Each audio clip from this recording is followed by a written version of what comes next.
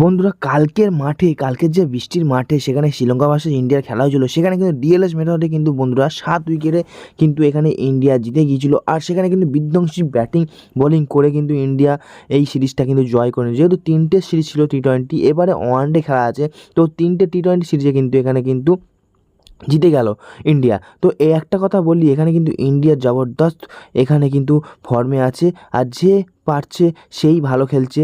এখানে team India কিন্তু বিরাট কোহলি, রোহিত শর্মা বাদ হয়ে গিয়েও কিন্তু এখানে মানে জায়গাটা ঠিক পূরণ করে দিচ্ছে ইন্ডিয়া টিমে। মানে এর থেকে বোঝা যায় ইন্ডিয়া টিমে সব লেভেলের প্লেয়ার আছে। আর একটা কথা বলবো, এই প্লেয়ার মানে এই খেলাতে যে 3টে বিশ্ব রেকর্ড হয়েছে, সেই 3টে বিশ্ব রেকর্ড কেউ কিন্তু কোনো টিমই 100 বছরেও ভাঙতে পারবে না। তো সেই 3টে কী রেকর্ড হলো সমস্ত ডিটেলস কিন্তু আজকে ভিডিওতে বলবো। তার আগে এখন বলবো যে যারা এখনও পর্যন্ত সাবস্ক্রাইব করেন তারা অবশ্যই কিন্তু সাবস্ক্রাইব করতে, কারণ সাবস্ক্রাইব না করলে তোমরা কী করে বুঝবে যে তাড়াতাড়ি ক্রিকেটের নিউজ সবার আগে পাবে কীভাবে। সেই জন্যে একটু জাস্ট সাবস্ক্রাইব করে, যেভাবে দেখানো হচ্ছে সেইভাবে সাবস্ক্রাইব করে বেল আইকনটা পাশের আইকনটা বাজিয়ে পাশে থাকো। কালকের ম্যাচে যেভাবে টিম ইন্ডিয়া জিতেছে, সেখানে কিন্তু একটা দিক বলা যায় যে যেখানে জোকার্স টিম বলা যেত যাকে সাউথ আফ্রিকাকে, সেখানে কিন্তু আরও একটা নাম ঢুকে গেল, সেটা হলো শ্রীলঙ্কা। হ্যাঁ বস, প্রথম ম্যাচ যেখানে কিন্তু জিততে রান তাড়া করছিল, সেখানেও কিন্তু আমরা দেখতে পেয়েছি হুড়ে উইকেট পড়ে গিয়েছে শ্রীলঙ্কার। বাট কালকের যে সেকেন্ড সিরিজটা, সেটাও আমরা লক্ষ্য করেছি যে 15 ওভারে যেখানে 130 রান তাড়া করেছিল, 130 রান, সেখানে বোঝা যাচ্ছিল যে আর 5 ওভারে হয়তো 200 রানের ধারে কাছে চলে যাবে বা 200 রান হয়ে যেতেও পারে। তো সেখান থেকে কিন্তু লাস্ট 5 ওভারে কিন্তু 30 বলে মাত্র 31 রানই করতে পারে শ্রীলঙ্কা। আর সেখানে কিন্তু মাত্র 161 রানের টার্গেট হয়ে যায়। আর ডিএলএস মেথডে কিন্তু এখানে 8 ওভারে 78 রানের কিন্তু টার্গেট হয়ে যায়, যেখানে কিন্তু বৃষ্টি আসার ফলে কিন্তু এই ডিএলএস মেথডটা হয়েছিল। আর 8 ওভারে 78 রান মানে প্রায় 10 করে রানের গড় লেগে যায়। তো সেখানে নেমে কিন্তু ইন্ডিয়া টিম কিন্তু মাত্র 6 ওভারে রান তুলে দেয়। আর সেখানে কিন্তু দারুণ ব্যাটিং করেছিল আমাদের জয়সওয়াল, হার্দিক পান্ডিয়া, ঋষভ পান্ত, এরা কিন্তু দারুণ ব্যাটিং করেছিল। আর তার সাথেই কিন্তু আমরা ম্যাচটা জিতে গিয়েছিলাম। আর এইটা দেখতে গেলে কিন্তু 8 ওভারে 78 রান কিন্তু কম নয়, অনেকটাই রান। আর সেদিকে দেখতে গেলে কিন্তু এইভাবেই শ্রীলঙ্কা টিম কিন্তু সিরিজটা হেরে গিয়েছিল। বন্ধুরা এবার রেকর্ডের কথা বলি। ফার্স্ট যে রেকর্ডটা জয়সওয়াল করেছে, সেটা কিন্তু মাত্র 63খানা ম্যাচ খেলে কিন্তু সে কিন্তু 1000 রান ঠুকে দেন। তো এটা কিন্তু একটা বিরাট বড় রেকর্ড, কারণ আজ থেকে আরও আগে কিন্তু কেউ এরকম রেকর্ড করতে পারেনি। আর এই রেকর্ডটা যেটা হলো কম ম্যাচ খেলে বেশি রানের বছরের সেরা রান, তো সেটার দিক দিয়ে দেখতে গেলে কিন্তু এটা কিন্তু বিরাট বড় একটা স্কোর। আর আজ থেকে বলে দিলাম 100 বছরেও কিন্তু এই রেকর্ডটা ভাঙা মুশকিল হয়ে যাবে, কারণ রেকর্ডের পর রেকর্ড হচ্ছে।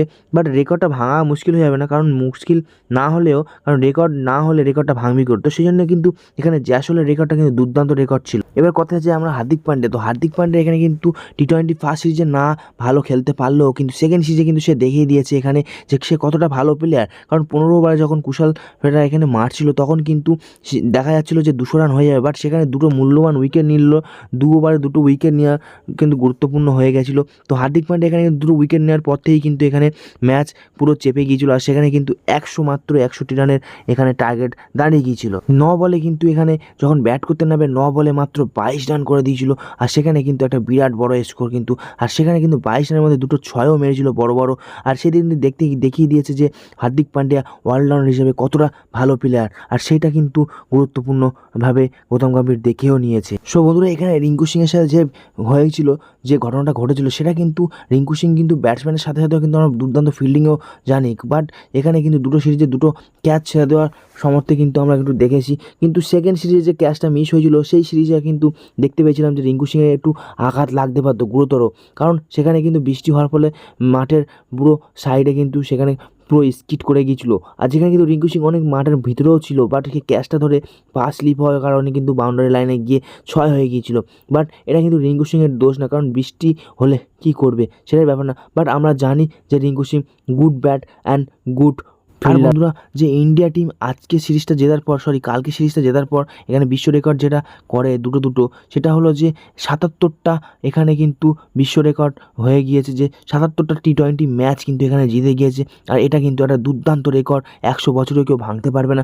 আর একটা রেকর্ড সেটা হলো কিন্তু আমাদের সর্বাধিক টি-20 খেলার পরেও কিন্তু টি-20 খেলার সাথে সাথে কিন্তু সর্বাধিক জিতও আছে, কারণ শ্রীলঙ্কার সাথে ইন্ডিয়া এখানে 31টা ম্যাচ খেলেছে টি-20, সেখানে কিন্তু 20টা ম্যাচ জিতে গিয়েছে। সেদিক দিয়ে দেখতে গেলে কিন্তু এখানে আর একটা বড় রেকর্ড, কারণ এই রেকর্ড কিন্তু আশা করি কেউ করতে পারবে না আর ভাঙতেও পারবে না।